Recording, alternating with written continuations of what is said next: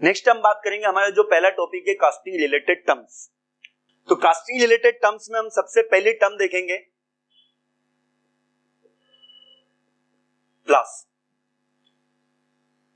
देखिए, केवीटी बनाने के लिए हमको फ्लास्क की जरूरत होती है। अब ये फ्लास्क होता क्या, सिंपली अगर अपन समझे तो फ्लास्क एक रिजिड कंटेनर होता है जिसकी चारों तरफ वॉल होती है। तो अगर अपन बात करें ये रिजिड कंटेनर किस मटेरियल से बना होता है, ये रिजिड कंटेनर जो होता है लकड़ी का बना होता है, जो कि टॉप से भी ओपन होता है और बॉटम से भी ओपन होता है। तो इस तरह का जो शेप होता है इसको अपन क्या बोलते हैं, फ्लास्क। अब देखिए, जब हम मोल्डिंग करते हैं, जब हम कास्टिंग करते हैं, तो एक से ज्यादा कंटेनर का हम क्या करते हैं, यूज करते हैं। तो एक से ज्यादा कंटेनर का यूज करते हैं तो एक के ऊपर एक कंटेनर रखा होता है। तो यहां पर हम देखते हैं कि जो अपर कंटेनर होता है उस कंटेनर को हम बोलते हैं कोप। रिमेंबर द वर्ड कोप। तो ये जो अपर कंटेनर होगा इसको हम बोलेंगे कोप, और ये जो लोअर कंटेनर होगा इसको हम बोलेंगे ड्रे। देखिए, दो फ्लास्क हम यूज करेंगे कब, जब कास्टिंग की साइज क्या होगी, स्मॉल टू मीडियम। अब अगर कास्टिंग की साइज अगर बड़ी हुई तो वहां पर मे भी हो सकता है कि आपको दो से ज्यादा फ्लास्क की जरूरत पड़े। अब दो से ज्यादा फ्लास्क की जरूरत पड़ेगी तो ऊपर वाला तो हमेशा हम कोप बोलेंगे और नीचे वाले को हमेशा क्या बोलेंगे, अपन ड्रैग बोलेंगे। अब दो से ज्यादा अगर आपने यूज किया तो इन दोनों के बीच में कुछ और भी फ्लास्क होंगे। अगर इन दोनों के बीच में अगर कोई फ्लास्क है, उस फ्लास्क को हम बोलते हैं चीक। तो ये चीक क्या है, ये आपका इंटरमीडिएट फ्लास्क। तो इंटरमीडिएट फ्लास्क की कब जरूरत पड़ती है, चीक की कब जरूरत पड़ती है, जब कास्टिंग की साइज क्या हो, लार्ज हो। तो रिमेंबर, ये क्वेश्चन पूछा जाता है आपके एग्जाम में कि इंटरमीडिएट फ्लास्क को क्या बोला जाता है, तो वो आपका कहलाएगा चीक। और इसकी कब जरूरत पड़ेगी, जब हमारी कास्टिंग की साइज कैसी हो, बड़ी हो। तो यहां पे हमने देखा कि फ्लास्क क्या होता है, तो फ्लास्क जो है ये लकड़ी का बना हुआ, वुड का बना हुआ एक कंटेनर होता है, इसको अपन क्या बोलते हैं, फ्लास्क। अपर मोल्डिंग फ्लास्क कोप, लोअर मोल्डिंग फ्लास्क ड्रे। इसके बाद में मैं बात करता हूं next term, that is pattern.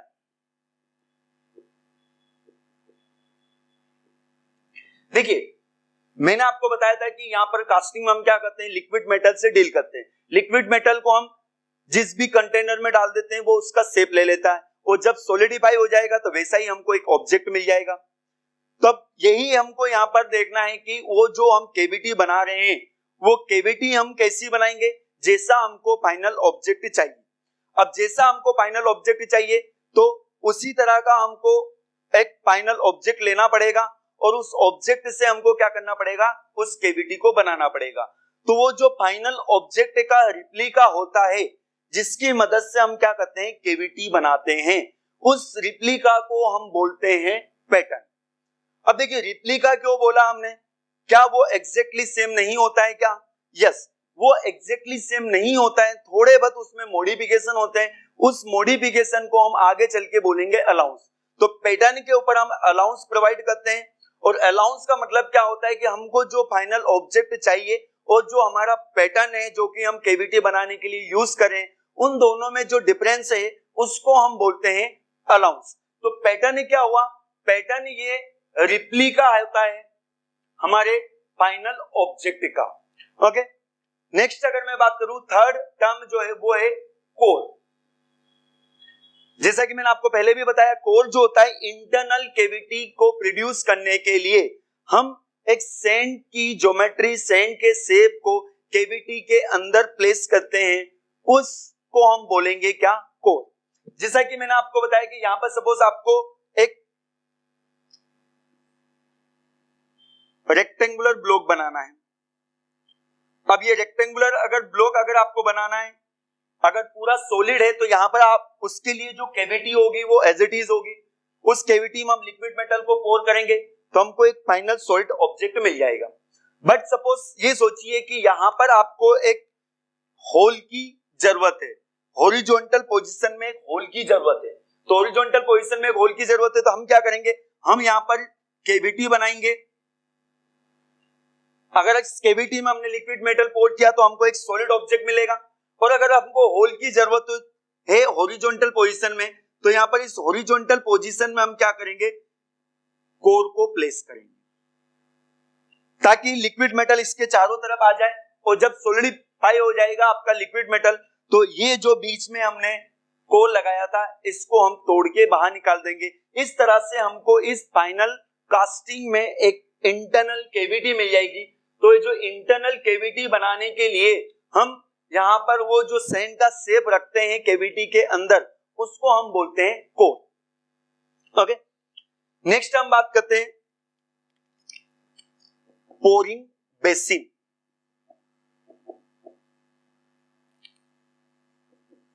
देखिए, अगर आपको कोई भी शेप बनाना है तो उसके लिए आप क्या करोगे, कैविटी बनाओगे और उस कैविटी में लिक्विड मेटल को पोर करोगे।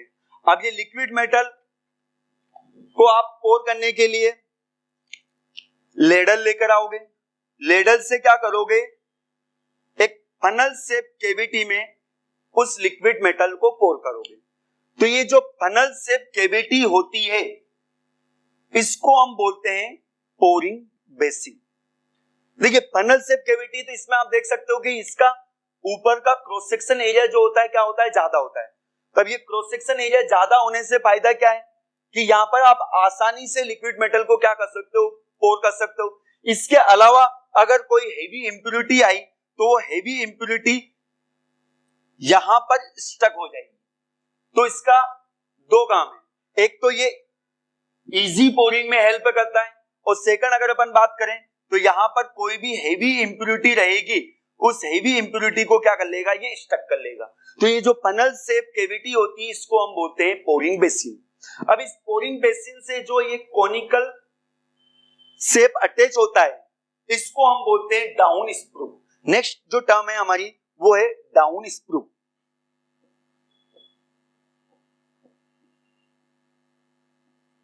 तो डाउन स्क्रू क्या होता है, ये जो कोनिकल शेप होता है, वर्टिकल पैसेज होता है जिसके थ्रू लिक्विड मेटल इंटर करता है कैविटी के अंदर, उसको अपन बोलते हैं डाउन स्क्रू। लास्ट टाइम जब एग्जाम हुआ था एसएससी जेईई का तो यही क्वेश्चन पूछा गया था कि डाउन स्क्रू क्या होता है, हॉरिजॉन्टल पैसेज होता है या वर्टिकल पैसेज होता है।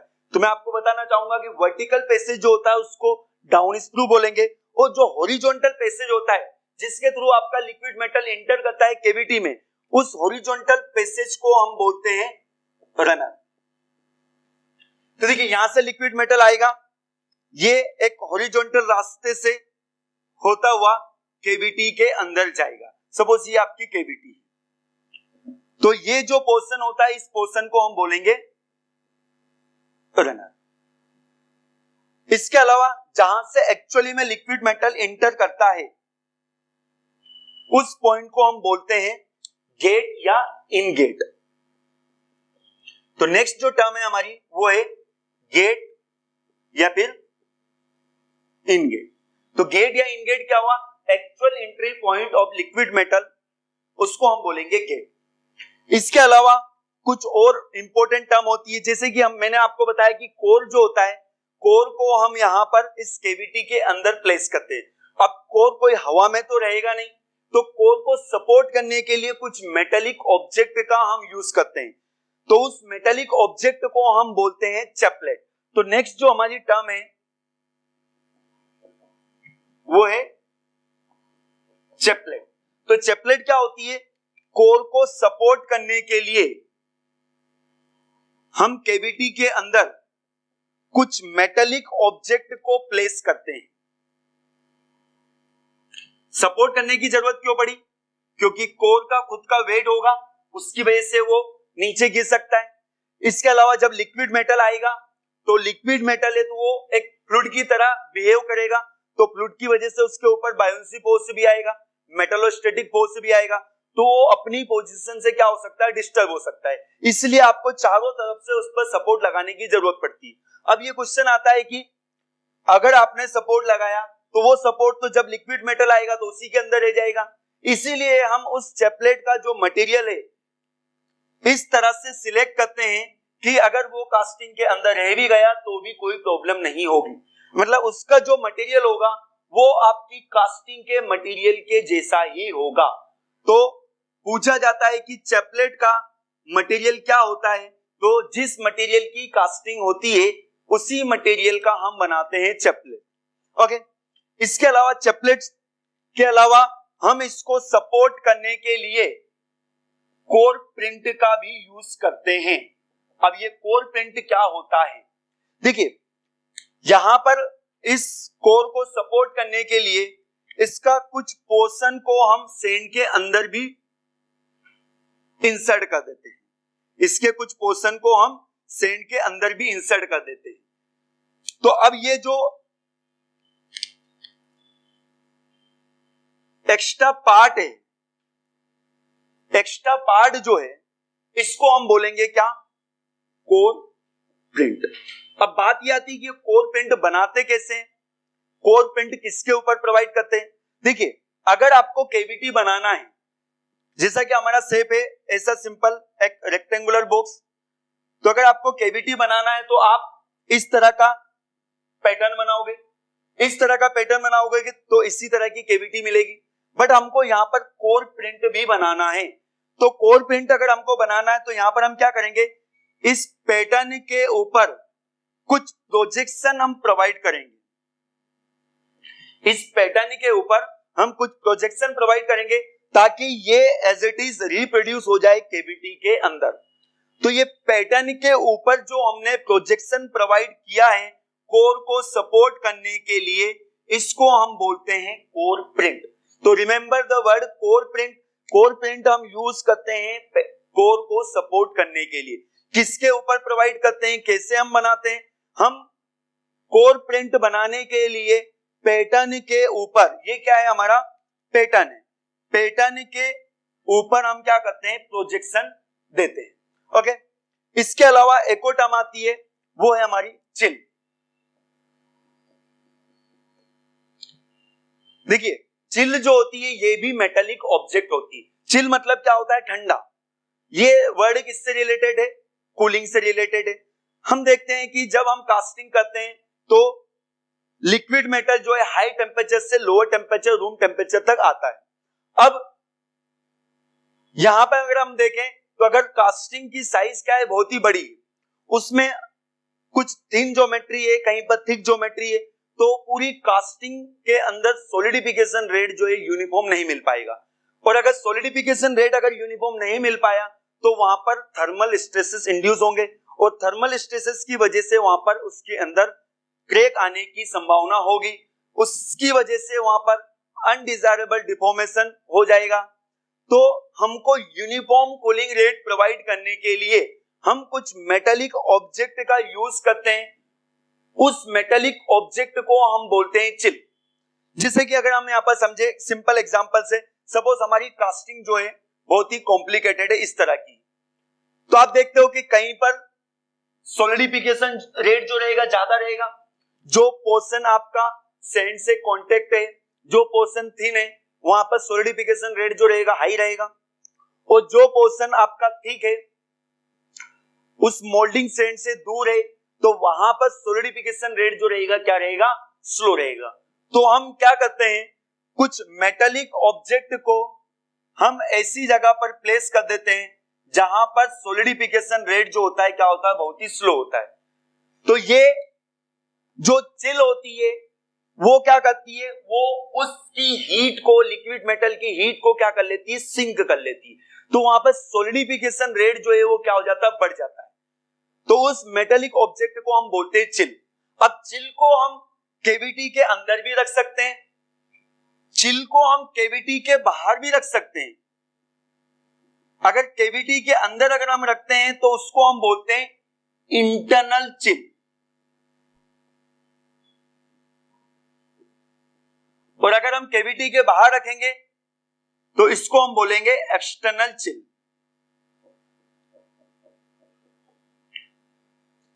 इसके बाद में नेक्स्ट इंपॉर्टेंट टर्म आती है हमारी राइजर। देखिए राइजर काफी ज्यादा इंपॉर्टेंट है कास्टिंग प्रोसेस में। ओके, हमने यहां पर देखा था जब डिस्कस किया था कि हम राइजर की डिजाइन भी पढ़ते हैं।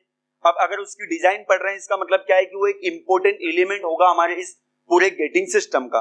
तो यहाँ पर सिंपली अगर मैं बात करूं कि राइजर का क्या फंक्शन होता है, राइजर हम क्यों प्रोवाइड करते हैं, तो देखिए राइजर एक टेम्पररी रिजर्वायर होता है। क्या होता है, टेम्पररी रिजर्वायर होता है। कहां पर हम इसको बनाते हैं, हम बनाते हैं इसको मोल्ड की अपर सरफेस पर।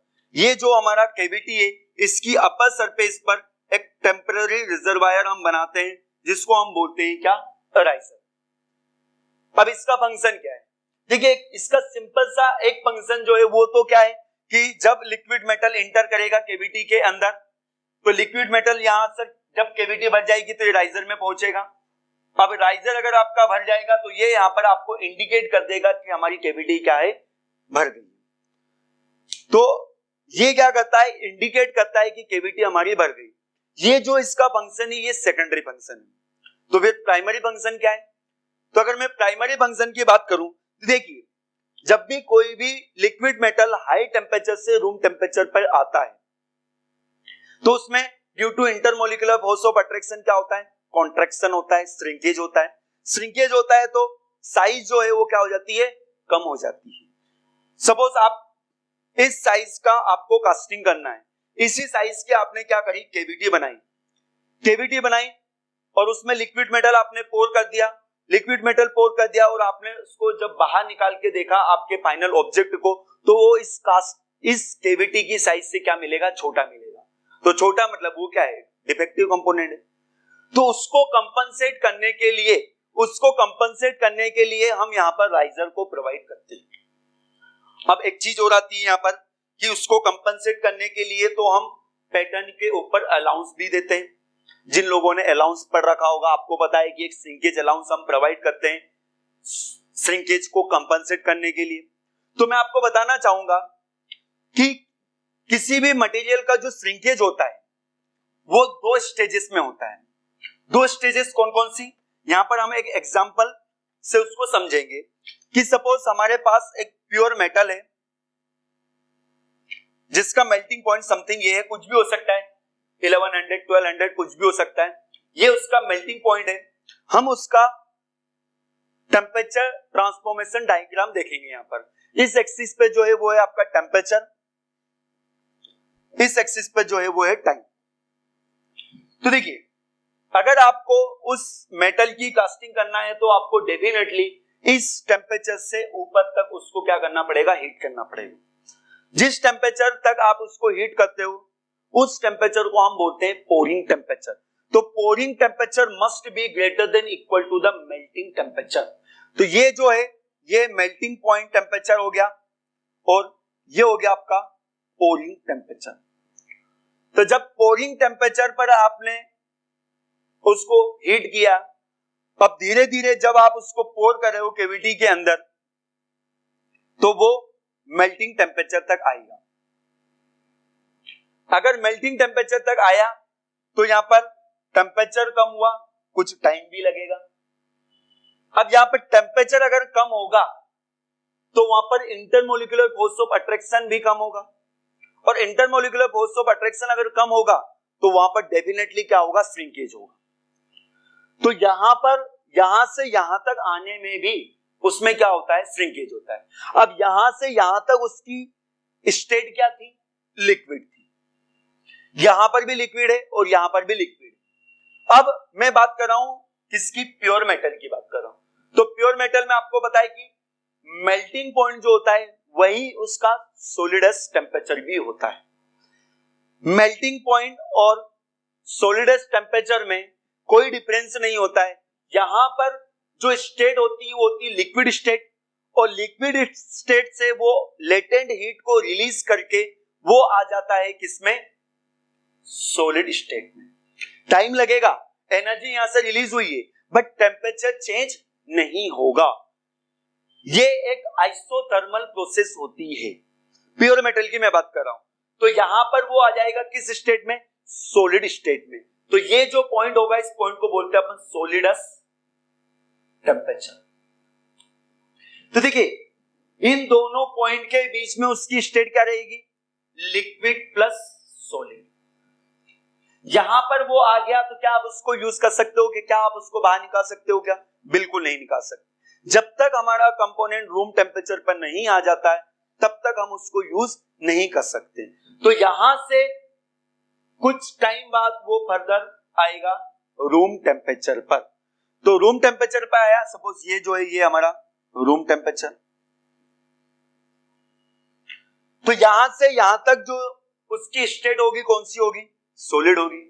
मुझे बताइए कॉन्ट्रैक्शन यहां पर नहीं होगा क्या, यहां पर भी होगा, यहां पर नहीं होगा क्या, यहां पर भी होगा, तो यहां पर भी कॉन्ट्रैक्शन होगा, यहां पर भी कॉन्ट्रैक्शन होगा और यहां पर भी कॉन्ट्रैक्शन होगा। ये जो दो कॉन्ट्रैक्शन है, जब आपका लिक्विड, आपका रॉ मटेरियल लिक्विड स्टेट में होता है, उस कॉन्ट्रैक्शन को हम बोलते हैं लिक्विड कॉन्ट्रैक्शन या लिक्विड श्रिंकेज। और जब आपका रॉ मटेरियल सॉलिड स्टेट में रहेगा, उस टाइम पे जो श्रिंकेज होगा, उस श्रिंकेज को हम बोलते हैं सॉलिड श्रिंकेज। तो मैं आपको बताना चाहूंगा कि ये जो सॉलिड श्रिंकेज होता है, इसको कंपनसेट करने के लिए हम पैटर्न को बड़ा बनाते हैं और उसी को हम बोलते हैं अलाउंस, और इस अलाउंस को हम क्या बोलते हैं, श्रिंकेज अलाउंस। तो जब यहां पर कॉन्ट्रैक्शन हुआ, उसके लिए हम क्या करेंगे, उसके लिए हम राइजर को लगाते हैं। राइजर क्या करता है, जब लिक्विड श्रिंकेज होता है उस टाइम पे लिक्विड को क्या करता है, वो बैक फ्लो कराता है केविटी के अंदर। तो ये भी कॉन्ट्रैक्शन को कंपनसेट करेगा। किस तरह के कॉन्ट्रैक्शन को कंपनसेट करेगा, ये करेगा लिक्विड कॉन्ट्रैक्शन को, लिक्विड श्रिंकेज को। तो लिक्विड श्रिंकेज को कंपनसेट करने के लिए राइजर को हम लगाते हैं और सॉलिड श्रिंकेज को कंपनसेट करने के लिए हम पैटर्न के ऊपर अलाउंस देते हैं और उस अलाउंस को हम बोलेंगे श्रिंकेज अलाउंस। ओके, तो ये कुछ इंपॉर्टेंट टर्म है, इन टर्म को आप ध्यान रखिएगा। एग्जाम में सबसे ज्यादा पूछा जाता है, एक आपका फ्लास्क में आपका पूछा जाता है कोप एंड ड्रैग। तो कोप जो होता है वो आपका अपर मोल्डिंग फ्लास्क होता है और ड्रैग जो होता है वो लोअर मोल्डिंग फ्लास्क होता है। पैटर्न की अगर मैं बात करूं तो पैटर्न जो होता है रिप्लिका होता है। इसके अलावा आपका डाउन स्क्रू पूछा जाता है, ये एक वर्टिकल पैसेज होता है जिसके थ्रू लिक्विड मेटल इंटर करता है। रनर जो होता है वो एक हॉरिजॉन्टल पैसेज होता है। चैपलेट की अगर मैं बात करूं तो ये सपोर्ट के लिए हम यूज करते हैं। किसको सपोर्ट करना है, कोर को। कोर प्रिंट ये भी सपोर्ट के लिए हम यूज करते हैं। चिल की अगर अपन बात करें तो डायरेक्शनल सॉलिडिफिकेशन के लिए।